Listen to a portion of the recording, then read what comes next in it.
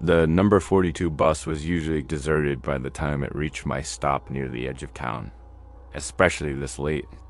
Tonight, crawling towards 11:30 after a long shift, it felt even emptier. Rain lashed against the windows, blurring the streetlights into hazy streaks. The rhythmic squeak of the wipers and the low rumble of the engine were the only sounds. Well, almost. There was one other passenger on board, seated several rows behind me, slumped against the window. I hadn't paid him much attention when I got on downtown. Just registered a vague shape. Man, middle-aged maybe, wearing a dark, heavy coat despite the mild, damp weather. Now, in the echoing emptiness of the late-night bus, his presence felt amplified. The driver, cocooned in his own space behind the plastic partition, seemed oblivious. It was just me, the driver, miles away psychologically, and the man slumped by the window further back. 15 more minutes to my stop. Usually I'd put headphones on, zone out. Tonight, something kept me alert. Maybe it was the way he was sitting, unnaturally still. Or maybe it was the low, repetitive sound that started to filter through the engine noise. A faint humming or muttering too indistinct to make out the words, but rhythmic, persistent. I risked a quick glance back. He hadn't moved, still facing the rain-streaked window. But the sound was definitely coming from him, a low, monotonous drone. It wasn't overtly threatening, just odd, unsettling in the forced intimacy of the near-empty bus. I turned back around, focusing on the road ahead. The humming stopped. The silence that followed felt tense, expectant. I shifted uncomfortably in my vinyl seat. Then came a soft thud from behind me. I glanced back again, more quickly this time. He was no longer slumped against the window. He was sitting upright, facing forward, staring directly at the back of my head. My heart jumped. His face, dimly lit by the overhead fluorescence, was pale, gaunt, his eyes shadowed and hard to read. He wasn't smiling, wasn't frowning, just staring, intently. I snapped my head forward, pulse quickening. Okay, maybe he just shifted positions. Maybe he was looking past me, out the front window. Don't be paranoid. But the feeling of his eyes boring into my back was intense, almost physical. The bus rumbled on, stopping at deserted intersections, the rain drumming relentlessly. No one else got on. No one got off. Just us three.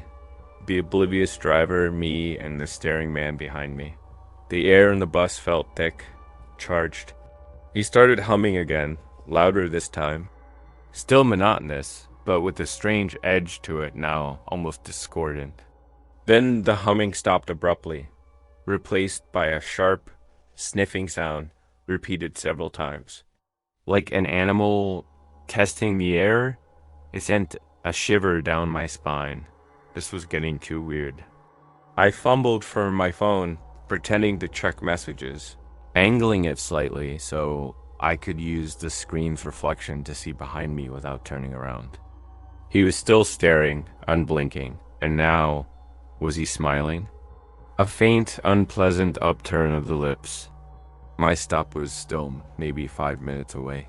5 minutes felt like an eternity. Should I get off early? Walk the extra blocks in the pouring rain?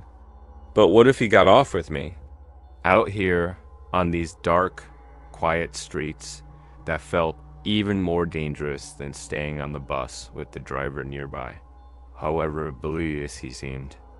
I decided to stay put, trying to project an air of calm I definitely didn't feel.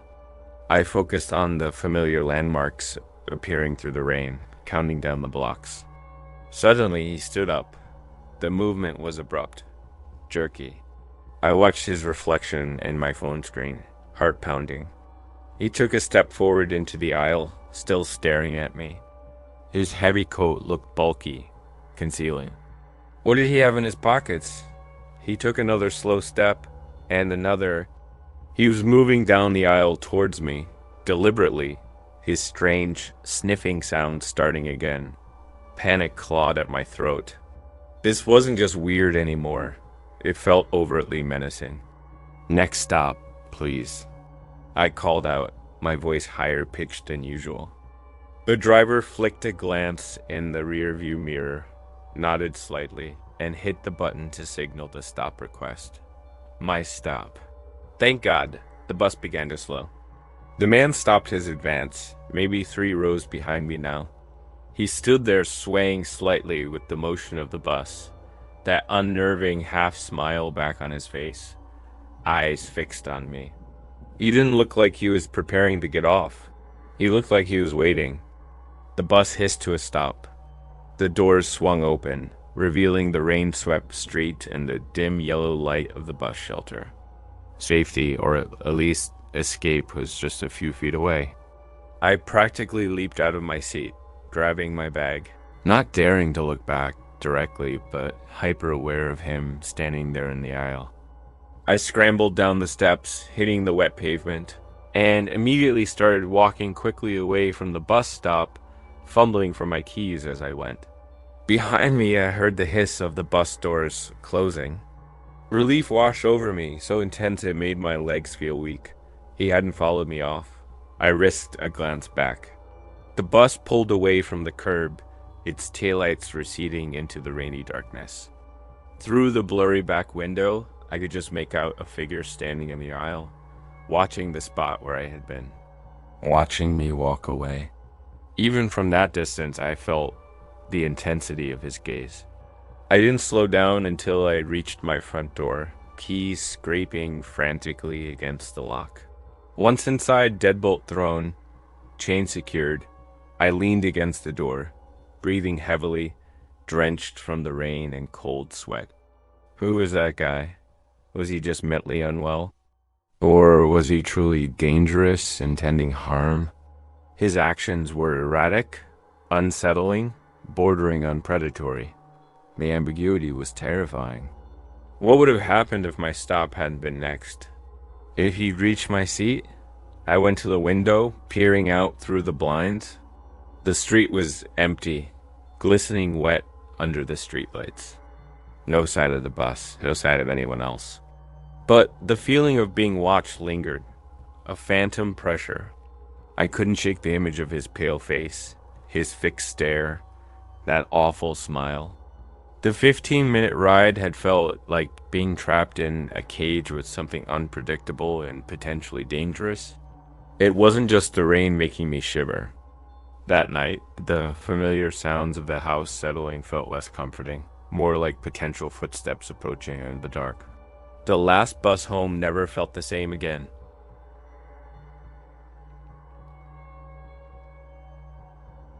Living on the outskirts of the city and working downtown meant my life revolved around public transport schedules.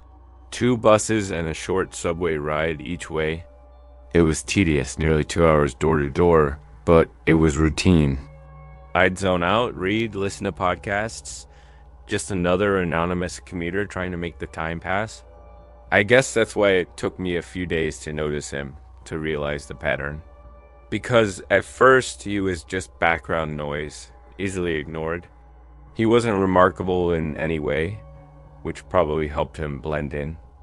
Just a guy, maybe late 30s, average height, nondescript features, always wearing the same faded gray hoodie, hood often pulled low, even indoors on the train. He usually carried a worn backpack slung over one shoulder. Just another face in the crowd. Except he started appearing too often to be a coincidence. It began, I think, on the subway portion of my morning commute.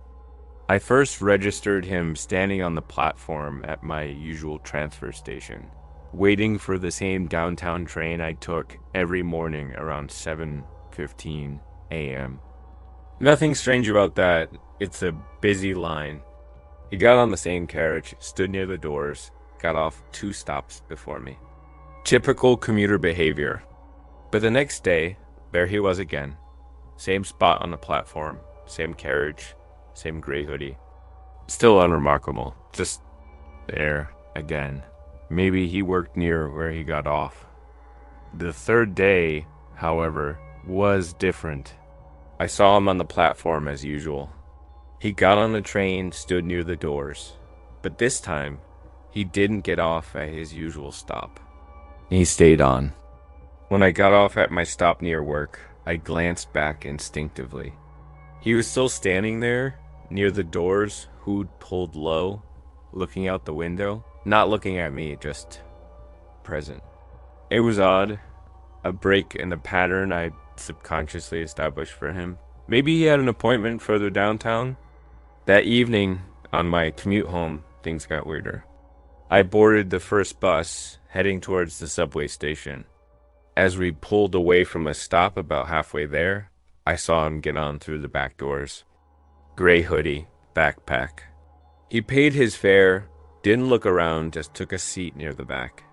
My stomach tightened slightly. What were the chances? Same guy, different leg of the commute, heading in the same direction. It was possible. Sure. The city's big, but routes converge. Coincidence. It had to be. At the subway station, I hurried down to the platform, trying to put some distance between us, feeling vaguely foolish for being spooked. I got on the train, deliberately choosing a carriage further down the platform than usual. I found a seat and tried to relax, telling myself I was overreacting. The doors slid shut. Just before they closed completely, he stepped into the carriage. Grey hoodie, backpack. He stood near the doors, not looking at me, just facing forward. My breath caught. This wasn't a coincidence anymore. He rode the subway to the same station I always transferred at for my final bus home. I let him get off first, hanging back, watching him walk towards the stairs leading up to the bus terminal. He didn't look back. I waited a full minute before following, my heart pounding. When I got up to the bus bay, my usual bus, the 42, was waiting, and he was standing near the back of the queue, hood still up, partially turned away from me. He was taking the same final bus route. I almost didn't get on. I thought about calling a cab, despite the expense. But where would I even tell it to go? My house was miles away. And what if he just saw me get in a cab? Wouldn't that confirm I'd noticed him? Reluctantly, feeling trapped, I joined the queue, keeping several people between us. I got on, paid my fare, and slid into a seat near the front, as far away from him as possible. He got on last, sat near the back again. The bus pulled out into the evening traffic. The ride was agonizing. I couldn't relax. I kept glancing at his reflection in the dark window beside me. He wasn't doing anything overtly threatening, just sitting there, looking out the window, or sometimes down at his lap. But his presence felt heavy, menacing. Why was he mirroring my exact, fairly complex commute? It couldn't be accidental. Was he following me? Why? I didn't recognize him at all. I racked my brain. Had I seen him near my apartment building? Near my work? No, only on transit. This pattern continued for the next 2 days. Morning subway, Grey hoodie. Evening bus, transfer to subway, transfer back to bus. Grey hoodie, always there. Sometimes close, sometimes further back in the carriage or bus. Sometimes seemingly looking my way, other times completely ignoring me. The ambiguity was maddening. Was I imagining the connection? Was he just some poor guy with an identical commute and an extremely limited wardrobe? Or was I being deliberately targeted, followed for reasons I couldn't fathom? I started varying my routine slightly, leaving work 10 minutes later, taking a slightly different bus route to the first subway station. It didn't matter. Somehow he'd appear on the subway platform as my train pulled in. Getting on the bus a few stops after me, it was like he knew my schedule, anticipated my movements. The paranoia grew, a cold knot in my stomach. I started scanning platforms before the train arrived, peering into bus windows before boarding, my commute transformed from tedious routine to a nerve-wracking exercise in vigilance. I considered reporting it, but again, what would I say? A guy in a gray hoodie seems to be taking the same buses and trains as me. It sounded flimsy, paranoid. He hadn't actually done anything, hadn't spoken to me, threatened me, hadn't even consistently looked at me. It was just his persistent, uncanny presence. Maybe I was the one creating the pattern, noticing him only because I was now looking for him. The self-doubt was almost as bad as the fear. On the Friday evening commute, I decided I couldn't take it anymore. I was getting off the subway, heading for the final bus transfer. I saw him ahead of me, walking towards the stairs. Instead of following, I ducked into a station coffee shop, heart pounding. I ordered something I didn't want, found a table where I could watch the entrance, and waited. Maybe breaking the routine completely, missing my usual bus, would shake him off. If he was following me, he wouldn't know where I'd gone. I sat there for almost half an hour, nursing the lukewarm coffee, watching commuters hurry past. No sign of the gray hoodie. Relief started to creep in. Maybe it was coincidence. Maybe he just continued on his way, oblivious. Feeling slightly more confident, I finally left the coffee shop and headed up to the bus bay. My usual bus was long gone. The next one wasn't due for 20 minutes. I stood at the deserted stop, the evening air growing cool, and then I saw him. He wasn't waiting at the bus stop.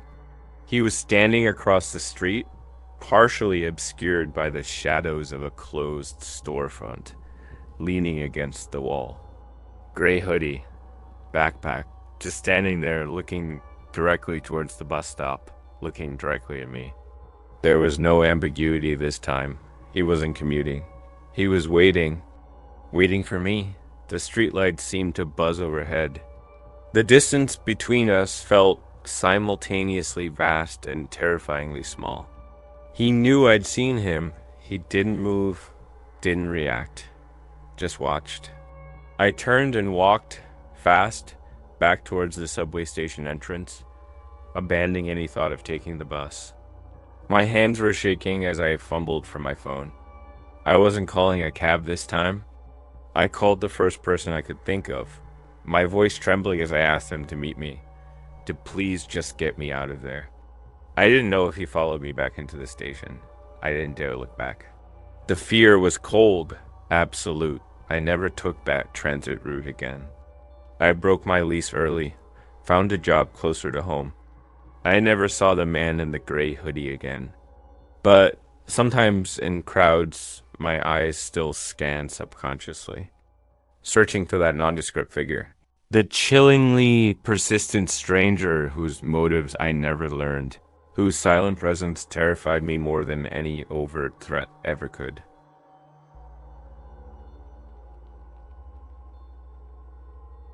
Working late was becoming a bad habit, but the project deadline was looming. It meant catching the last subway train heading uptown, usually around midnight. I didn't mind it too much. It was often quiet, almost peaceful after a frantic day staring at a screen. A chance to decompress, listen to music, feel the rumble of the train carrying me home. Tonight felt different, though. There was an edge to the usual late night quiet, a weariness that went deeper than just lack of sleep. The platform was nearly empty when the train finally rattled in, its fluorescent lights seeming overly bright against the gloom of the station. I stepped into a mostly deserted carriage. Maybe 6 other people scattered throughout, each lost in their own world, headphones on, eyes closed, staring blankly at phones. Standard late-night commuters.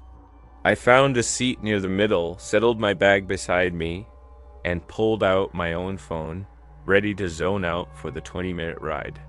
The doors slid shut, the train lurched forward, and we plunged into the tunnel. We'd passed maybe 2 stations, the rhythmic clatter over the tracks a familiar lullaby, when it happened.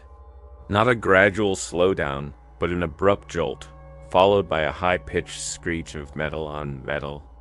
The train shuddered violently and slammed to a halt. Inertia threw me forward, catching myself on the seat in front. Around me, the few other passengers startled, looking up, confused murmurs rippling through the carriage. Then the lights flickered wildly, buzzed loudly, and died. Utter darkness. Emergency lights usually kick in, right? Faint strips along the floor, maybe a dim overhead glow. Not this time. Nothing. Just absolute, impenetrable blackness, the kind you only find deep underground. The sudden absence of light and the cessation of movement felt profoundly wrong. The only sound was the faint, distant drip of water somewhere outside the train, and the suddenly audible, anxious breathing of the handful of strangers trapped in the dark with me. A nervous cough echoed in the carriage. My own heart started pounding. Oh, okay, stay calm. Power outage, maybe? Or the train hit something? Annoying, potentially scary, but probably temporary. Someone would make an announcement. Help would come. I fumbled for my phone, its screen casting a weak, isolated pool of light. Signal? Of course not. Deep between stations in an old tunnel, there was never any service. Other small lights flickered on around the carriage as people checked their own phones, islands of pale illumination in the vast dark. Minutes stretched into an unsettling silence. No announcement came over the intercom. No flicker of returning power. Just the oppressive darkness, the sound of nervous breathing, and the occasional drip. Drip, drip. Outside, someone near the front muttered about pulling the emergency door release. Another voice, sharper, warned against it. You don't know what's out there on the tracks. High voltage rails. Just wait. Good advice, probably, but waiting in pitch blackness, suspended in a tunnel, was starting to shred my nerves. Then came the noises. Faint at first, seemingly from outside the train. A scraping sound. Long, slow drags, like something heavy being pulled along concrete. It stopped, then started again, closer this time. Was it rescue workers already? It seemed too soon, and the sound felt stealthy, not the efficient clatter of a work crew. People in the carriage shifted, murmuring nervously. Did you hear that? Someone whispered nearby. The scraping stopped again, seemingly right outside our carriage. Silence descended once more, heavier than before, pregnant with anticipation. My weak phone light illuminated the anxious faces around me, strangers united by sudden shared vulnerability. Then, a loud bang erupted from further down the train towards the rear carriages. It wasn't an explosion, more like something heavy striking metal. A woman gasped. Someone else swore under their breath. More nervous whispers. What was going on? Was the train damaged? Were we stuck? Or was something else happening? Another bang, this time closer, maybe from the next carriage over, followed by a muffled shuffling sound. It didn't sound like rescue. It sounded wrong, unsettling. My mind started racing. Breakdown. Accident? Or something more deliberate? The complete lack of communication from the train operator was the worst part. Were they okay? Did they even know what was happening? The darkness felt alive now, concealing unknown possibilities. Fear, cold and sharp, began to take root. Then, directly outside our carriage window, a soft tapping sound. Tap, tap, tap on the glass. Slow, rhythmic, deliberate. Impossible to see anything in the pitch blackness. Who or what would be tapping on the window of a stalled subway train in the middle of a dark tunnel? My breath hitched. The person next to me whimpered softly.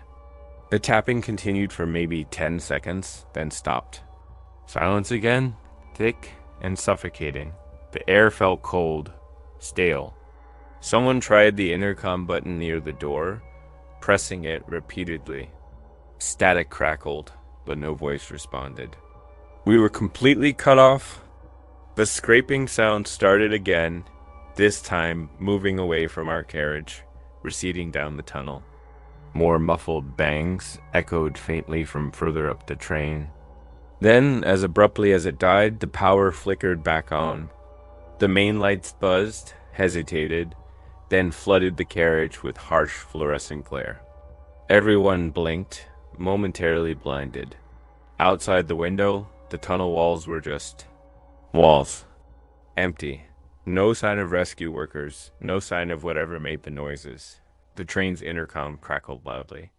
A shaky voice, the driver presumably apologized for the delay, mentioning a temporary power fluctuation and assuring us we'd be moving shortly. No mention of the noises, the banging, the tapping, as if none of it happened. The train slowly began to roll forward, leaving the section of dark tunnel behind.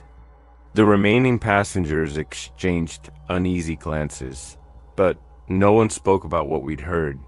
It was too strange, too unnerving. Had we imagined it? Mass hysteria brought on by the sudden blackout? But the sounds had felt so real. When I finally got off at my station, stepping onto the bright lit platform felt like surfacing from underwater. I walked home quickly, the silence of the late-night streets feeling less peaceful and more exposed. The memory of the absolute darkness, the unexplained sounds, and the feeling of being trapped with something unknown just outside. The thin metal walls of the train lingered long after the lights came back on.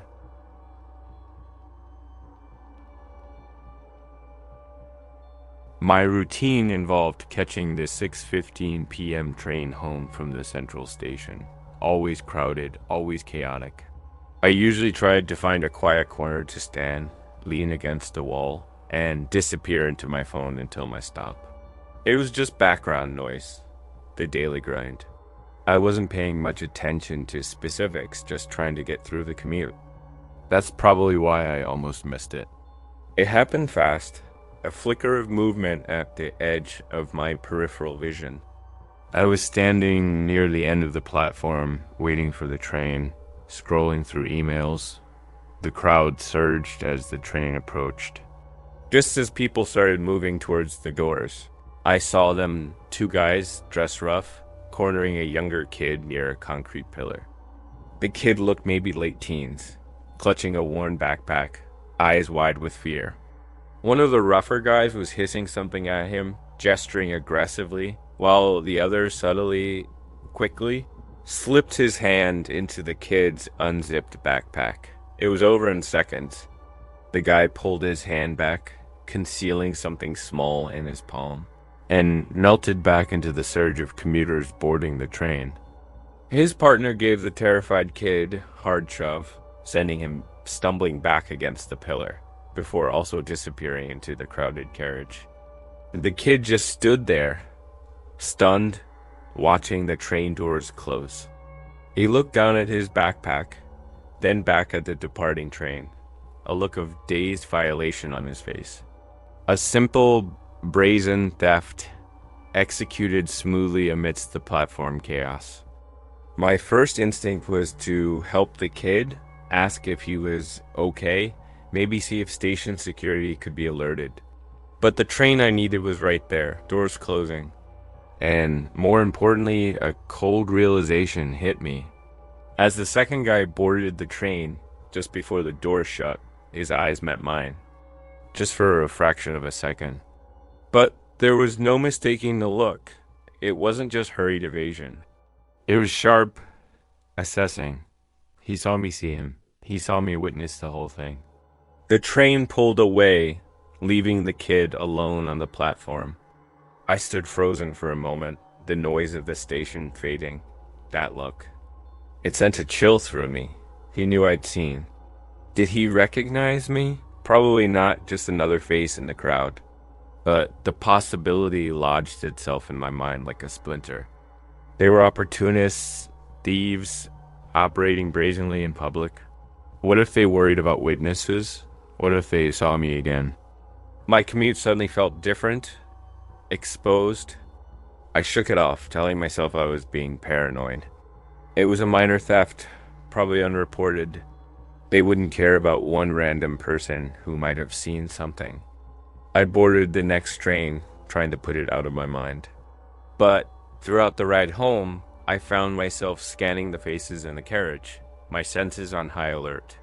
Every rough-looking individual, every furtive glance seemed suspicious. The anonymity of the crowd, usually a comfort, now felt threatening. The next day, commuting felt different. I deliberately avoided the spot on the platform where it happened. I scanned the crowds more intently than usual, my eyes searching for those two faces, that specific look of rough aggression. I didn't see them, relief ward with a nagging unease. Maybe it was a one-off incident. Maybe they moved on to different hunting grounds. Still, I couldn't shake the feeling of being watched, the memory of that brief, sharp eye contact. For the rest of the week, my commute was tense. Every crowded platform, every packed carriage felt like a potential stage for another encounter. I started varying my departure times slightly, hoping to avoid any predictable pattern. I found myself hyper-aware of people standing too close, of sudden movements in the crowd. The casual indifference of my fellow commuters seemed alien. Didn't they see the potential threats lurking just beneath the surface of the daily rush? Probably not. They hadn't seen what I saw. Then, about a week later, it happened. I was on the train home, standing near the doors, packed in tight with other weary commuters. The train pulled into a station, doors opened, people shuffled off and on. Just as the doors were closing, I saw him, one of them. The one who did the shoving, not the one who took the item, but definitely one of the pair. He was standing on the platform, looking into the carriage. His eyes scanned the faces, slowly, deliberately. And then they stopped. On me, there was no doubt this time. Recognition flickered in his eyes, followed by a cold, hard stare. No smile, no threat, just recognition and calculation. He didn't try to get on the train. He just stood there, watching me, as the doors slid shut and the train pulled away. My blood ran cold. He remembered me. He recognized me.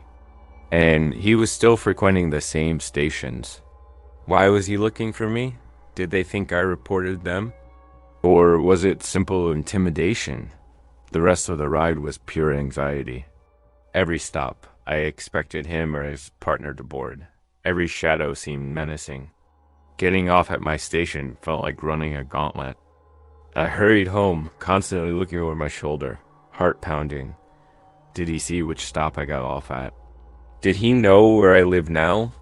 The theft itself seemed minor compared to this persistent, silent threat, the feeling of being marked.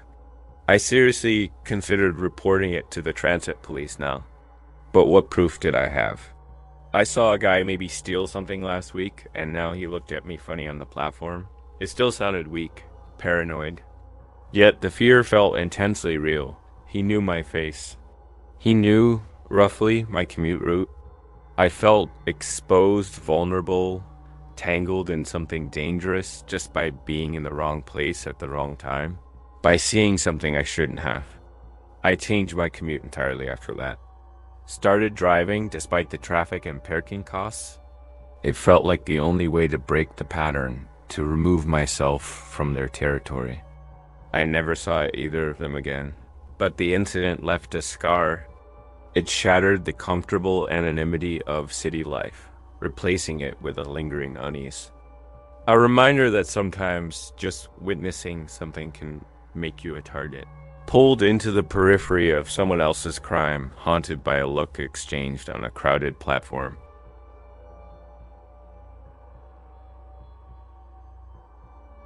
It had been a long week, capped off by Friday night drinks with colleagues that went on longer than planned. I was exhausted, navigating the late-night transit system, mostly on autopilot. My route home involved a final bus leg, the number 17, which wound its way through increasingly quiet suburban streets towards the end of the line, not far from where I lived.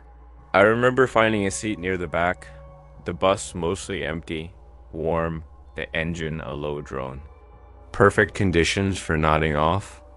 I leaned my head against the cool glass of the window, watching the familiar streetlights drift by. The rhythmic motion of the bus, the late hour, the drinks I'd had earlier. It was an irresistible combination. My eyelids felt heavy. I told myself I'd just rest my eyes for a minute just until we got closer to my neighborhood. Famous last words. The next thing I knew, I was jolted awake, not by the bus stopping, but by the sudden, jarring silence. The engine was off. I blinked, disoriented, trying to get my bearings.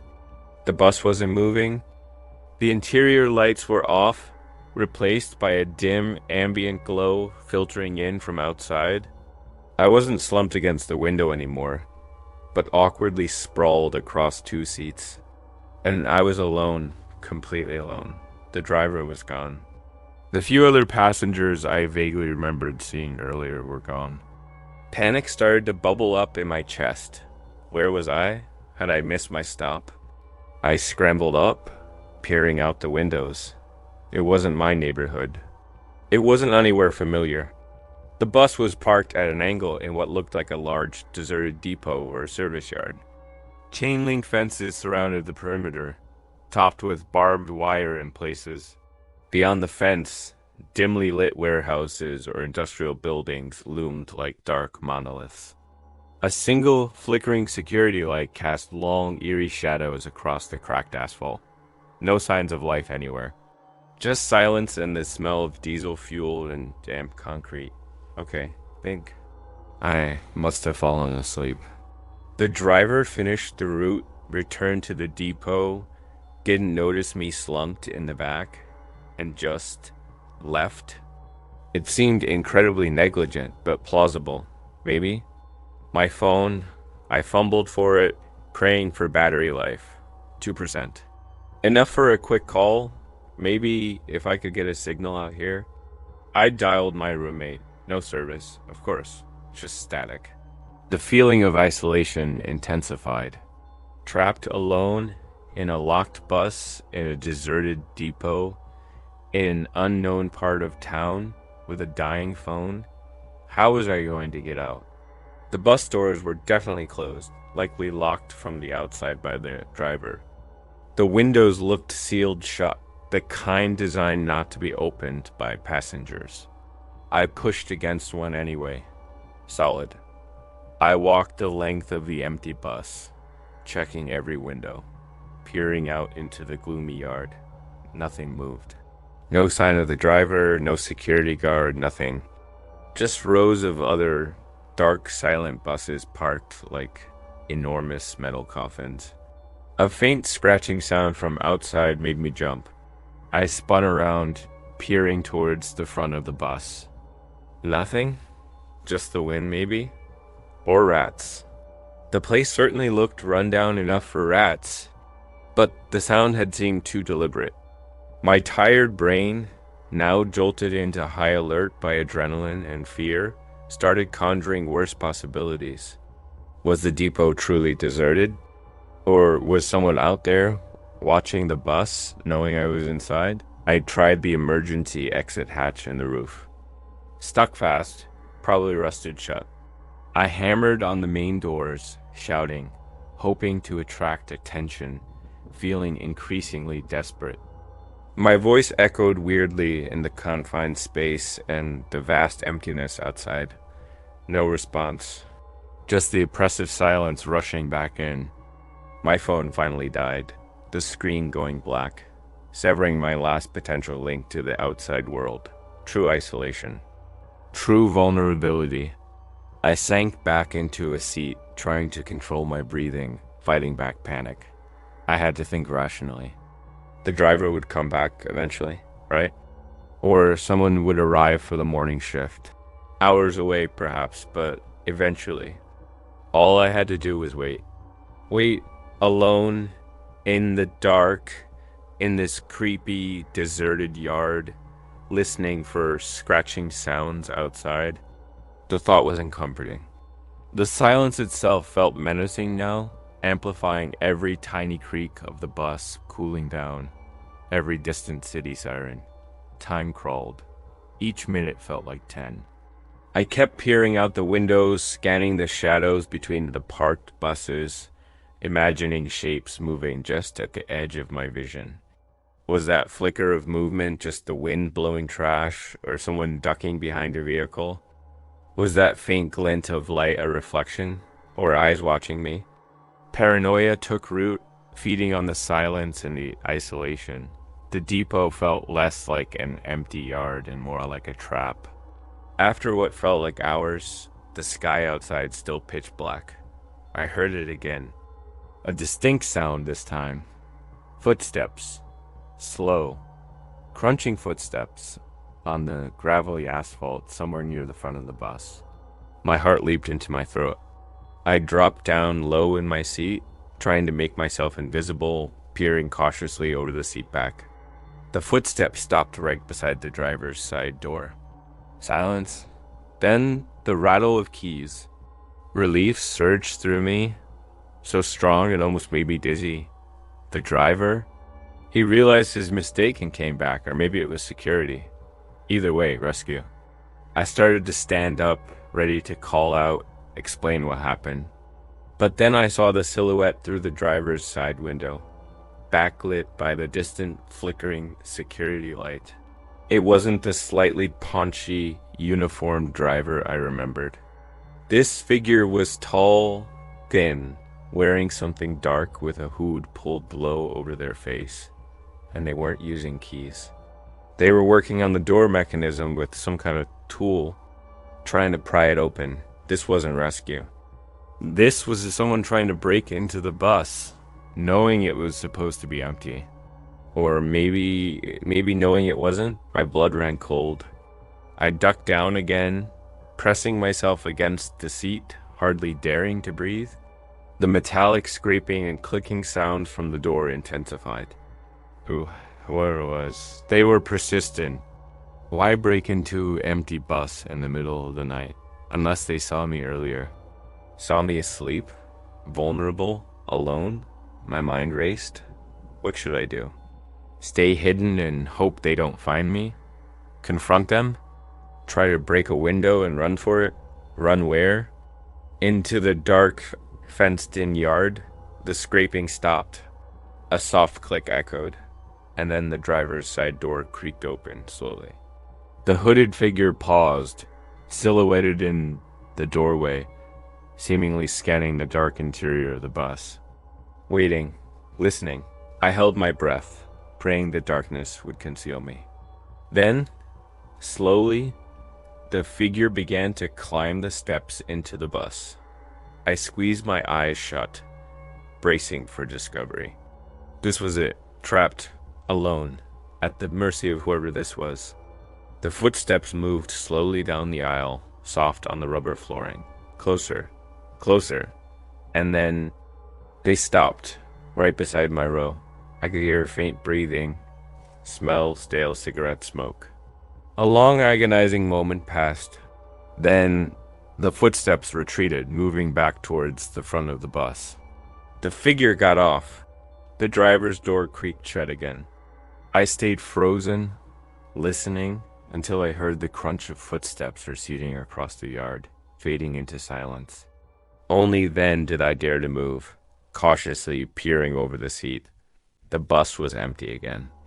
The door was closed, though likely damaged now. Had they seen me? Decided I wasn't worth the trouble? Or were they playing some kind of cruel game? The uncertainty was terrifying. I didn't feel relieved.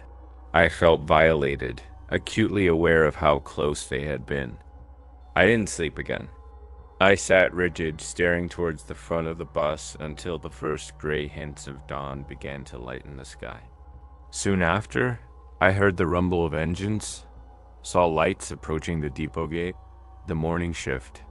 I hammered on the window, shouting, finally attracting the attention of a startled mechanic. Explaining my presence felt surreal. They were baffled how the previous driver missed me, apologetic but also suspicious. I didn't mention the hooded figure. Who would believe me? It sounded like a sleep-deprived hallucination. But I knew what I saw, what I heard. Getting out of that depot felt like escaping prison. The ride home in a taxi under the bright morning sun felt jarringly normal, but the memory of waking up alone at the end of the line, trapped in the dark, waiting for unknown footsteps, would stay with me long after.